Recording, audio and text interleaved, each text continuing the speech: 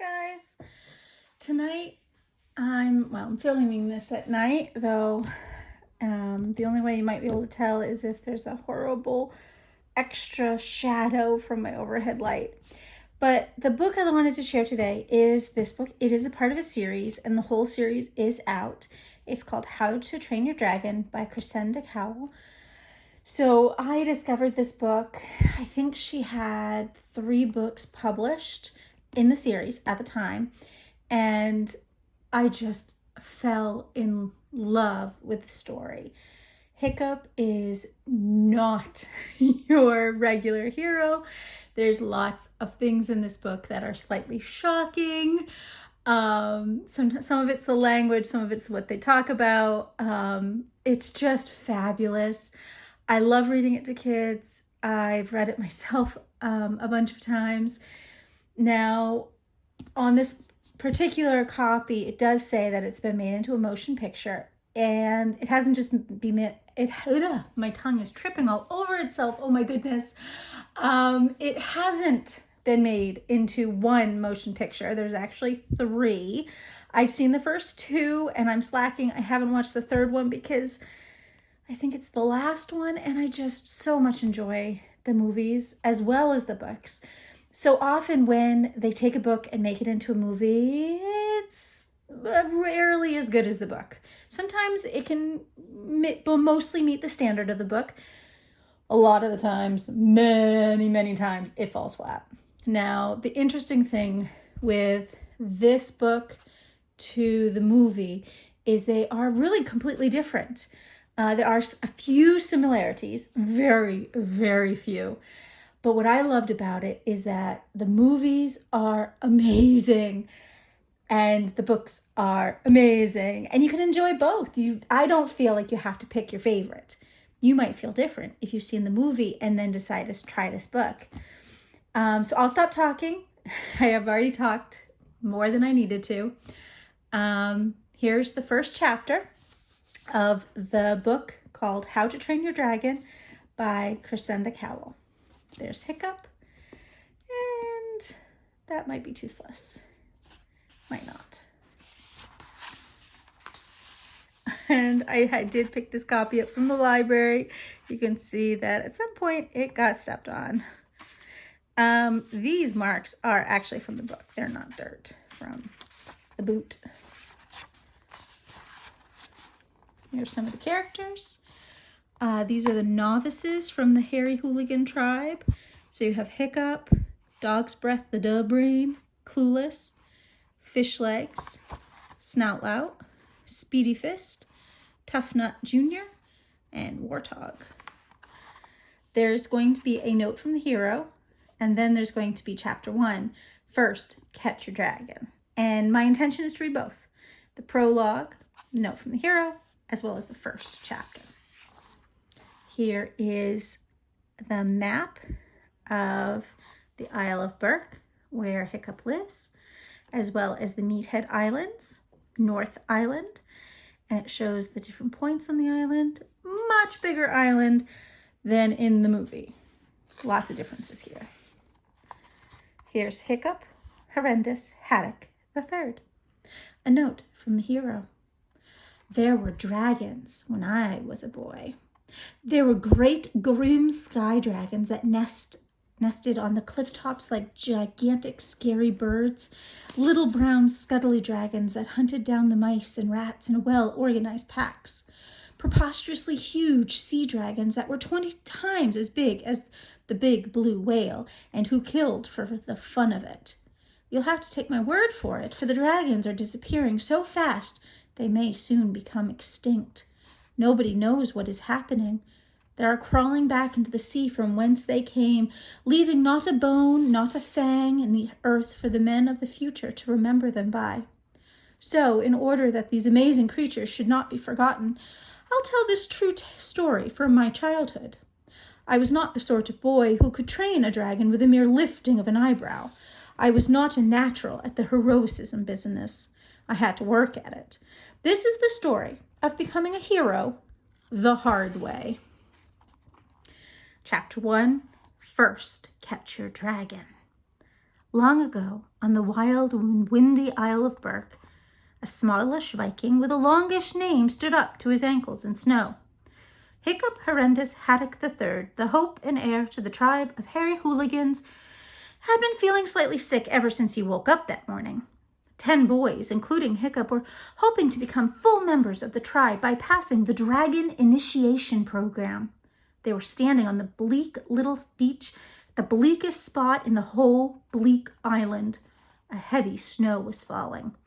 "Pay attention!" screamed Gobber the Buck, the soldier in charge of teaching initiation.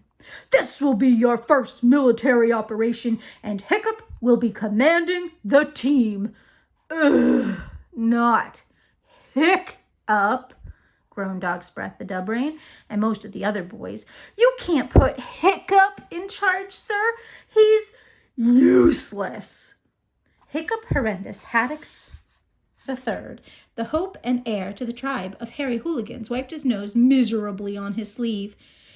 He sank a little deeper into the snow. "Anybody would be better than Hiccup," sneered Snout Lout.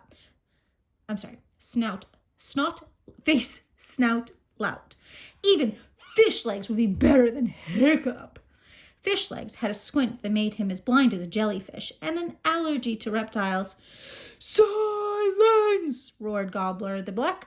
"The next boy to speak has limpets for lunch for the next 3 weeks." There was absolute silence immediately. Limpets are a bit like worms and a bit like snot and a lot less tasty than either. "Hiccup will be in charge, and that is an order!" screamed Gobbler, who didn't do noises quieter than screaming. He was a 7-foot giant with a mad glint in his one working eye and a beard like exploding fireworks.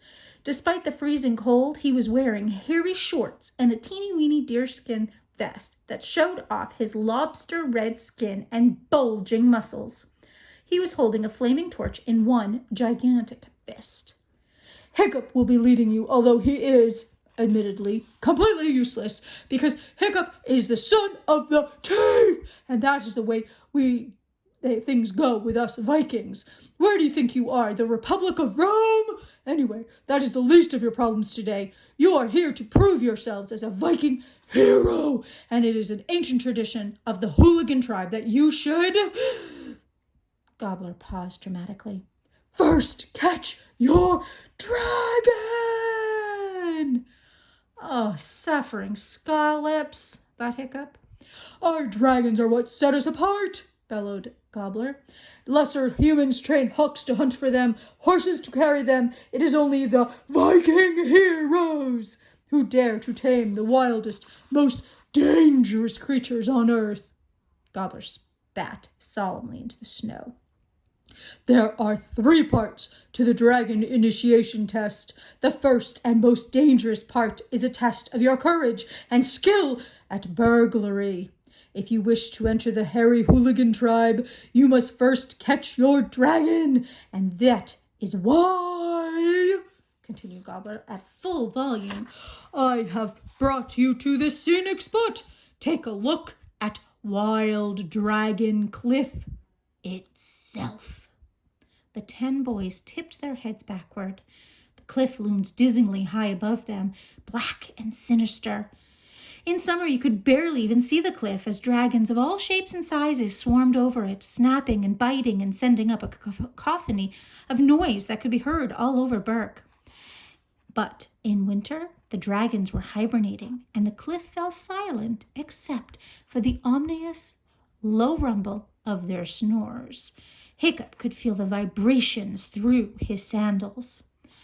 "Now," said Gobbler, "do you notice those 4 caves about halfway up the cliff, roughly grouped in the shape of a skull?" The boys nodded. "Inside that cave would be the right eye of the skull is the dragon nursery, where there are, at this very moment, 3,000 young dragons having their last few weeks of winter sleep." "Ooh," muttered the boys excitedly. Hiccup swallowed hard. He happened to know considerably more about dragons than anyone else there. Ever since he was a small boy, he'd spent He'd been fascinated by the creatures. He spent hours after a long hour dragon watching in secret. Dragon spotters were thought to be geeks and nerds, hence the need for secrecy. And what Hiccup had learned about dragons told him that walking into a cave with 3,000 dragons in it was an act of madness. No one else seemed too concerned, however. "In a few minutes, I want you to take one of these baskets and start climbing the cliff," commanded Gobbler the Black. "Once you're at the cave entrance, you are on your own. I am too large to squeeze my way into the tunnels that lead to the dragon nursery. You will enter the cave quietly. And that means you too, Warty Hog, unless you want to become the first spring meal for 3,000 hungry dragons. Ha, ha, ha, ha." Gobbler laughed heartily at his little joke, then continued. "Dragons this size are normally fairly harmless to man, but in these numbers they will set upon you like piranhas. There'll be nothing left of even a fatso like you, Warty Hog, just a pile of bones and your helmet. Ha, ha, ha, ha. So you will walk quietly through the cave, and each boy will steal one sleeping dragon. Lift the dragon gently from the rock and place it in your basket. Any questions so far?" Dragon basket. Dragon goes in here. Nobody had any questions.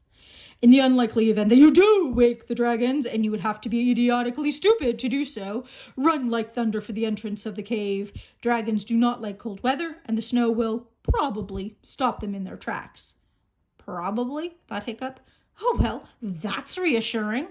I suggest that you spend a little time choosing your dragon. It is important to get one the correct size. This will be the dragon that hunts fish for you, that pulls down deer for you. You will catch the dragon that will carry you into battle later on when you are much older and a warrior of the tribe. But nonetheless, you want an impressive animal, so Rough Guide would be. Choose the biggest creature that will fit into your basket. Don't linger too long in there." "Linger?" thought Hiccup. "In a cave full of 3,000 sleeping dragons?" "I need not tell you," Gobbler continued cheerfully, "that if you return to this spot without a dragon, it is hardly worth coming back at all. Anybody who fails this task will put it into immediate exile. The hairy hooligan tribe has no use for failures. Only the strong can belong." Unhappily, Hiccup looked around at the distant horizon. Nothing but snow and sea as far as the eye could see. Exile didn't look too promising either. "Right," said Gobbler briskly. "Each boy take a basket to put your dragon in, and we'll get going." The boys rushed to get their baskets, chattering happily and excitedly. "I'm going to get one of those monstrous nightmares, the ones with extra extendable claws. They're really scary," boasted Snoutlout. "Oh, shut up, Snoutlout. You can't," said Speedy Fist. "Only Hiccup can have a monstrous nightmare. You have to be son of a chief." Hiccup's father was Stoic the Vast, the fearsome chief of the hairy hooligan tribe. "Hiccup?" sneered Snoutlout. "If he's as useless at this as he is at Bashyball, we'll be lucky if he even gets one of the basic browns." So I'm going to pause here just to read this info page, which you'll find info pages throughout this book, which is kind of cool because it talks about the different dragons that the characters talk about. Viking dragons and their eggs, the common or garden and the basic brown. The common or garden and the basic brown are so similar that they can be dealt with together. These are the most familiar breeds, the ones we instantly think of when we say dragon. They are poor hunters, but they're easy to train. These dragons are the best kind for family pets, although as with a lion or a tiger, they should never be left unsupervised with very young children. Statistics. Colors, green and yellow, all shades brown. Armed with basic teeth and claws, a level 3. Defenses, prickly spines, level 2. Radar, none. Poison, none. Hunting ability, lethargic hunters. Lethargic means sleepy. Level 3, speed, swift in, retreat. They get a level 8. Fear and fight factor, good when angry, level 4. The basic brown was the most common type of dragon, a serviceable beast, but without much glamour. "Shut up and get into line, you miserable tadpoles!" yelled Gobbler the Black. The boys scrambled into their places, baskets on their backs, and stood to attention. Gobbler walked along the line, lighting the torch that each boy held in front of him from the great flare in his hand. I missed that word. I'm sorry, guys. Lighting the torch, meaning he's lighting the torches the boys are holding. "In half an hour's time, you will be a Viking warrior with faithful serpent at your side. Or breakfasting with the Woden in Valhalla with dragon's teeth in your bottom," screamed Gobbler with horrible enthusiasm. "Death or glory!" yelled Gobbler. "Death or glory!" yelled 8 boys back at him fanatically. "Death," thought Hiccup and Fishlake sadly. Gobbler paused dramatically with a horn to his lips. "I think this could possibly be the worst moment of my life so far," thought Hiccup to himself as he waited for the blast of the horn. "And if they shout much louder, we're going to wake up these dragons before we even start." Gobbler blew the horn. There they are. Hiccup's there. Boys are yelling. That's the end. Gives a picture of Snoutlout, Dog's Breath, the Dub Brain. There's illustrations throughout the story, which definitely adds to it. Hiccup does go into the cave. He does come out with a dragon. This scene does not happen in the movie at all. Completely different of how he gets his dragon in the movie. So I hope this chapter and my enthusiasm for this book piqued your interest for you to pick it up and give it a try yourselves. I highly recommend it. It's a fun read. I hope you guys have a wonderful evening. My name is Amanda. Happy reading.